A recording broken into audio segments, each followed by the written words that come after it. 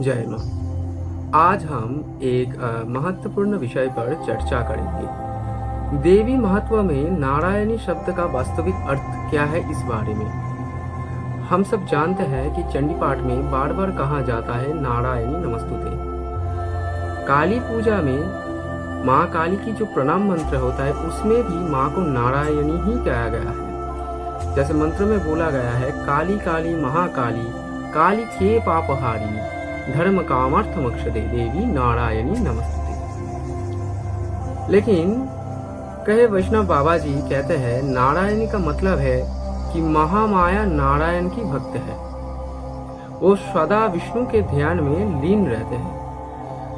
देखिए, एक बहुत बड़ा भ्रम है। हम सबसे पहले देखते हैं नारायण शब्द का असली अर्थ क्या है। शास्त्रों में कहा गया है, निरत्म ततो यातानि आकाशी दानी नारायणी तानि कार्याणि आयते करुणात्मना व्याप्यते नारायणः।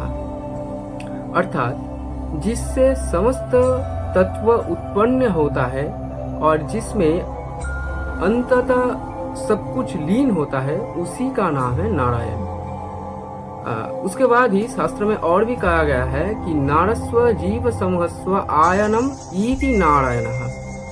अर्थात समस्त जीवों का आधार जो है वही नारायण है। In simple words, he is the cosmic refuse of all beings. अब जब नारायण शब्द का स्त्रीलिंग रूप दिया जाता है तब बनता है नारायणी। अर्थात जीव समूहों का आधार दात्री माता ही है नारायणी। अब देखते हैं देवी महत्व का मूल संदेश क्या है। शास्त्र में कहा गया, नित्व स्व जगन मूर्ति स्वया सर्वमिदं ततः तथापि तत्व स्व मुक्तत्वी ब्रूहुदा श्रूयत्वम मम। अर्थात अपरिणामिनी नित्व महामाया सत्व निराकार है, किंतु देवता के कार्य सिद्धि के लिए वो उनके रूपों में प्रकट होते हैं। जैसे और भी कहा गया है, जस्व देवस्व युद्रूपम यथा भूषण वाहनम तत्व देव ही त्वच्वीर सुरान युद्ध मायावई।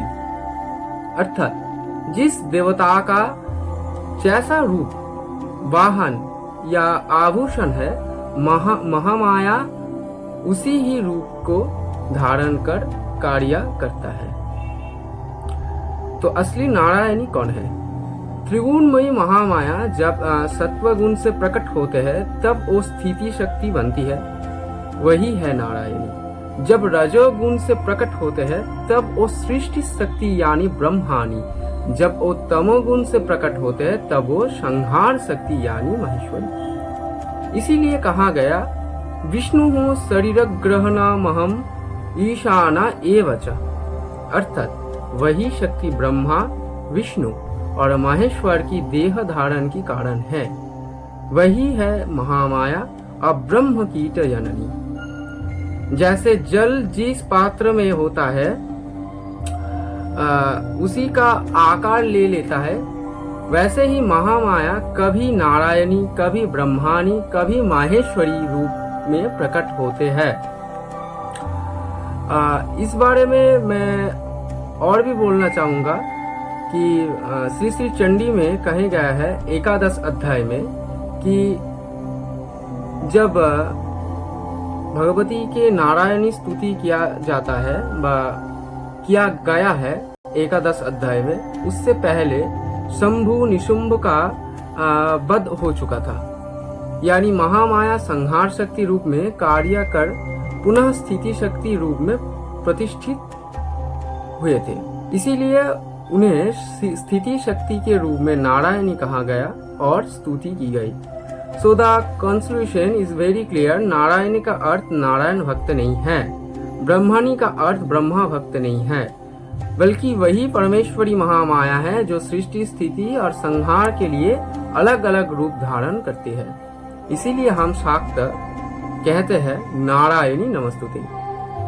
सर्वमंगल मंगल्ये शिवे सर्वार्थ साधिके शरण्ये त्र्यंबके गौरी नारायणी नमस्तुते। जय माँ।